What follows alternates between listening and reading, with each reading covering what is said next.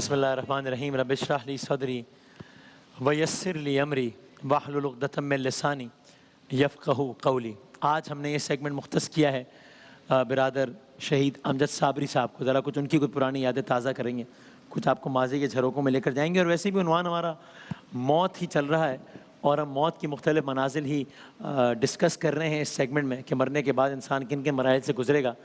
तो ये आज का दिन फिर हमें एक रिमाइंडर है कि कैसे इंसान के हाथ में कोई भी चीज़ नहीं होती और कैसे लम्हों में सारे का सारा मंजरनामा बदल के रह जाता है। यह आज ही का दिन था, 16 रमज़ान की नशरियात थी। तकरीबन यही वक्त था जब नशरियात का आगाज़ हमने अब से आधे पौने घंटे पहले किया था और उस वक्त कोई तसव्वुर भी नहीं कर सकता था कि उसके कुछ लम्हों बाद क्या कैफियत होगी, क्या मामला होगा, क्या मंजरनामा होगा। और फिर वो सब कुछ हो गया जो कि हमने सोचा भी नहीं था।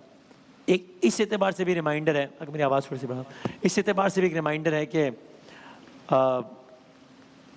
यही कैफियत हर इंसान के साथ होनी है कि कब किस लम्हे कुछ होना है और सारे का सारा सब यहाँ धरे का धरा रह जाना है और इंसान ने चले जाना है।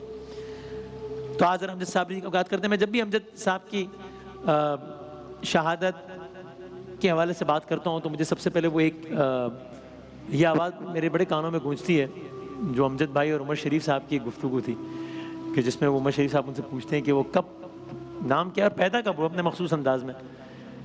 तो आप सब जानते हैं कि ज़ाहिर है जब वक्त शहादत था अमजद साबरी का तो वो इफ्तार के वक्त के करीब और अज़ान असर और सब। तो आप भी पहले सुनिए और आप हैरान हो जाएंगे कि अमजद साबरी साहब ने जब एक इंटरव्यू में कब बताया कि वो कब पैदा कब हुए थे। ज़रा आप ये देखिए ज़रा पहले। नाम अमजद फरीद साबरी। कब पैदा हुए? रमज़ान के दिन थे और रोज़ा खुलने वाला था जब मैं पैदा हुआ। रमज़ान के दिन थे और रोज़ा खुलने वाला था। अब आगे ये भी कहते हैं कि अज़ानें हो रही थी जब मैं पैदा हुआ था और ज़ाहिर है फिर रमज़ान के दिन थे, रोज़ा खुलने वाला था, अज़ानें होने वाली थी, वक्त इफ्तार करीब था जब जनाब अमजद साबरी साहब इस दुनिया से चले गए। सो बर्स किया था कि मैंने अमजद साबरी साहब और फिर मेरी इस प्रोग्राम के मेज़बानों से ही बात हुई। अमजद साबरी साहब की ज़िंदगी में आखिरी जो टेलीविज़न अपीयरेंस थी एज अ व्यूअर, मैंने अमजद साबरी को कभी वो कलाम जो उन्होंने पढ़ा, मखसूस कलाम, अभी आपको दिखाएंगे भी, वो मैंने उनसे कभी नहीं सुना इससे पहले। और जिस कैफियत में अमजद साबरी ने कलाम पढ़ा वो मैंने उससे पहले कभी नहीं देखी अमजद साबरी पे। और फिर जो मौजू था उस कलाम का और उसके कुछ घंटों बाद ये सारे का सारा साने हो गया। मैं इस पे बहुत हैरान हूँ। मैं इस पे कोई हतमी नतीजा तो अखज़ नहीं कर सकता लेकिन मैं इसमें बहुत रब्त देखता हूँ इस सीरीज़ ऑफ इवेंट्स पे। और मेरे प्रोग्राम के मेज़बानों से बात हुई, अभी थोड़ी देर पहले मेरी सादिया इमाम साहिबा से बात हुई जो कि इस प्रोग्राम की मेज़बान थी, शरीक मेज़बान। तो उन्होंने बताया कि वो उस दिन इस पर्टिकुलर प्रोग्राम में अमजद साबरी साहब इनवाइटेड भी नहीं थे, वो बस पहुंच गए, स्टूडियो पहुंच गए और उन्होंने कहा मैं ये कलाम पढ़ूंगा और सब हैरान थे। अमजद साबरी वैसे ही आ गए, बाकायदा इनवाइटेड भी नहीं थे। बताया ना, वैसे तो हर स्टूडियो उनका अपना घर था, वो तो कभी भी कहीं भी आ सकते थे, तो यूँ आ गए। हर कोई ज़्यादा खुश होता जब वो आते थे। फिर उनका इसी कलाम का इंतखाब, फिर ये कैफियत।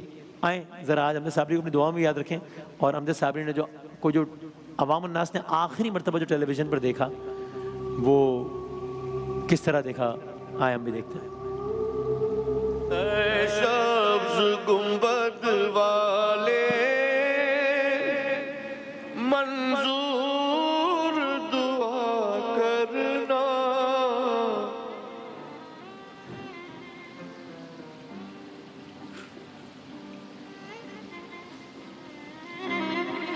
मैं कब्र अंधेरी में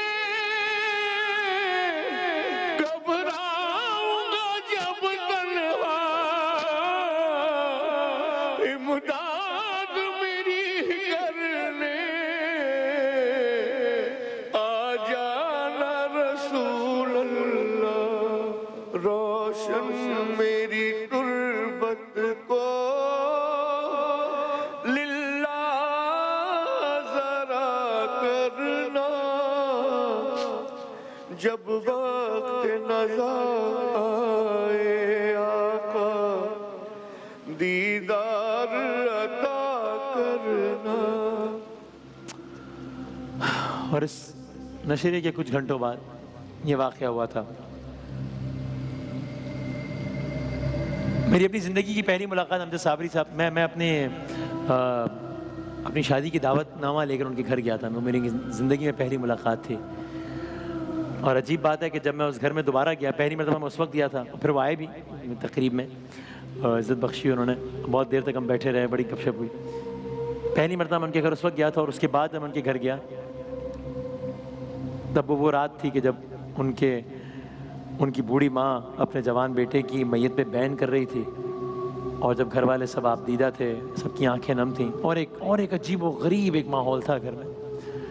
तो मैंने अपने टेलीविज़न करियर में दो मोमेंट्स को बहुत ज़्यादा मुश्किल पाया। वैसे तो बहुत सारे मोमेंट ज़ाहिर आते रहते हैं, लेकिन दो मोमेंट्स मुझे बहुत मुश्किल, बहुत नाकाबिल यकीन, बहुत मुश्किल लगे डिलीवर करने के लिए। एक मुझे याद है 27 दिसंबर हम एयरवे के दुबई स्टूडियोज़ में थे। मैंने न्यूज़ का बस आगाज़ किया था और कुछ देर बाद मुझे बताया गया कि ये रावलपिंडी में एक बॉम्ब ब्लास्ट हुआ है। उसको हमने ब्रेक किया। अनफॉर्चुनेटली बॉम्ब ब्लास्ट बहुत होते थे उस ज़माने में। फिर ये कुछ लोगों की उसके नतीजे में शहादत की इत्तला भी आई, हमने वो भी ब्रेक किया। और उसके बाद मेरे कानों में खबर दी गई कि बेनज़ीर भुट्टो साहिबा भी जो है वो इस ब्लास्ट के नतीजे में ज़ख्मी हुई है। वो बड़ी मुझे बहुत ही हैरत हुई मुझे कि इंसान एक्सेप्ट नहीं कर रहा था कुछ चीज़ों को। हमने खबर नशर की हमने, और उसके बाद कुछ ही देर बाद हमने ये खबर नशर की। ये मेरी सहाफ़त ज़िंदगी के 2 तजुर्बे डिस्कस कर रहा हूँ आपसे। उसके बाद कुछ ही देर बाद हमने खबर नशर की कि नहीं, उनकी हालत ख़तरे से बाहर है। और ये हमने इसलिए कहा था कि खुद जो उनके चीफ सिक्योरिटी हेड थे, चीफ सिक्योरिटी थे या सिक्योरिटी हेड थे, रहमान मलिक साहब, उन्होंने कंफर्म किया कि उनकी हालत बिल्कुल ख़तरे से बाहर है। तो हमने वो अनाउंस कर दिया कि उनकी हालत ख़तरे से बाहर है। कुछ देर बाद दुबई में मौजूद थे आसिफ अली जरदारी साहब, हमने उनको लाइन पे लिया। और जब जैसे उनको लाइन पे लिया तो हम उस वक्त सब बड़े नॉर्मल थे, और हमने से कहा कि आप बताइए, अब हालत तो ख़तरे से बाहर है। और ये तो अचानक उनकी एक बहुत फूली हुई सांस और बहुत ज़ोर से बात कर रहे थे। तो उससे मैं लगा कि मामला शायद कुछ गड़बड़ है। उन्होंने कहा कि सब दुआ करें, बस मैं भी दुआ, और उन्होंने फ़ोन बंद कर दिया। तो सब एकदम हैरान हो गए कि ये क्या हुआ। कुछ देर बाद, उसके कुछ लम्हों बाद मेरे कानों में आवाज़ आई कि उसमें डेथ हो गई है। तो मुझे समझ नहीं है क्या कह रहे हैं। तो उन्होंने कहा अनाउंस करें, मैंने अनाउंस नहीं किया। कुछ देर उन्होंने फिर कहा वसीम में डेथ हो गई, आप अनाउंस कर दें आप। तो मैंने इशारों से कहा कि कौन, क्या क्या क्या कह रहे हैं, क्या मतलब, किसकी? इसमें बेनज़ीर साहिबा की डेथ हो गई। मैंने उसको अनाउंस नहीं किया। मैं फिर कहता रहा कि आप कंफर्म कर लें कि ये बात ये ऐसे ही है। उन्होंने और लाउडली कहा कि कंफर्म करें, अनाउंस करें इसको, डेथ हो गई। उसके बाद ही मुझे याद है वो जुमले कि मैंने पहला जुमला ये कहा था ऑन एयर कि हमें उनकी ज़िंदगी के हवाले से कुछ मुतज़ाद इत्तलात आ रही हैं। हालांकि मुझे बताया जा रहा था कि डेथ हो गई है। फिर उसके 1-2 मिनट बाद जाके मैं, या कुछ सेकंड बाद जाके मैं प्रॉपरली खबर बता पाया कि समझ नहीं आ रहा था कि ये क्या। और अभी आपको दिखाता हूँ, मेरे इस करियर का दूसरा सबसे मुश्किल दिन लम्हा इसी सेट पे था, शान रमज़ान पर ही था। आज के ही दिन था, अब से कुछ देर बाद था, जब हमारा वो सेगमेंट होता था लोहे कुरानी, हम जो ऑडियंस के साथ करते थे। जब वो सेगमेंट शुरू किया तब मुझे यहीं से बताया गया कि वो गाड़ी पर फायरिंग हुई थी अमजद साबरी साहब की। तो पता नहीं, कोई दिल ही नहीं माना। मैंने कहा अच्छा हुआ होगा कुछ, ठीक है सब। जब मैं आधे सेगमेंट में पहुंचा तो मुझे बताया गया भाई मामला कुछ ख़राब है। जब मैं ऊपर पहुंचा, 2 फ्लोर्स होते थे, तब मैं बिल्कुल उसी कैफियत से गुजरा। अब आप देखिएगा कि मुझे बताया गया कि डेथ अनाउंस कर दें, और मैं पूछता रहा कि क्या कंफर्म है, कंफर्म कर लें, देख लें। तो मैंने नहीं सोचा था कभी इस फ्लोर से मैं अमजद साबरी की डेथ अनाउंस करूँगा। आज के दिन का ये वो लम्हा था, देखिए। अरे उफ, हमारे दोस्त, हमारे भाई, ये मुझे समझ में नहीं आ रहा मैं बात किस तरीके से बताऊं। अमजद साबरी साहब, जो कि हमारी ट्रांसमिशन में भी कुछ दिन पहले थे, अब से कुछ लम्हात पहले उनकी गाड़ी पर फायरिंग हुई कराची में, और मुझे वो ये इत्तला दे रहे हैं कि अमजद साबरी साहब अब हम में नहीं रहे हैं। जी आप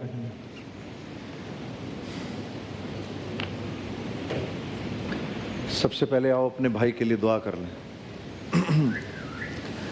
अल्लाहुम्मा लकल हम्दु कमा अंत अहलुहु फसल्लि अला मुहम्मदिन कमा अंत अहलुहु वफ़अल बिना मा अंत अहलुहु फ़इन्नका अहलुत तक़वा व अहलुल मग़फ़िरा या अव्वलल अव्वलीन या आखिरल आखिरीन या ज़ुल क़ुव्वतिल मतीन या राहिमल मसाकीन या अरहमर राहिमीन।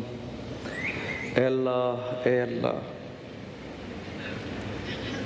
इतनी अंदोहनाक, इतनी तकलीफ दे खबर अभी मिली है। ये मौका था, ये जब आपने देखा है मेरी लाइफ का बहुत ही अनबिलीवेबल मोमेंट था। और आए अपनी लाइफ का एक और ऐसा मोमेंट भी आपसे शेयर करता हूँ कि जो कि मैं चाहता था कि काश ऐसा ही रहता हमेशा। यही फ्लोर था, यहाँ अमजद साबरी थे, यहाँ जुनैद जमशेद थे और ताजदार हरम की सदाएं बुलंद हो रही थी। आए देखें।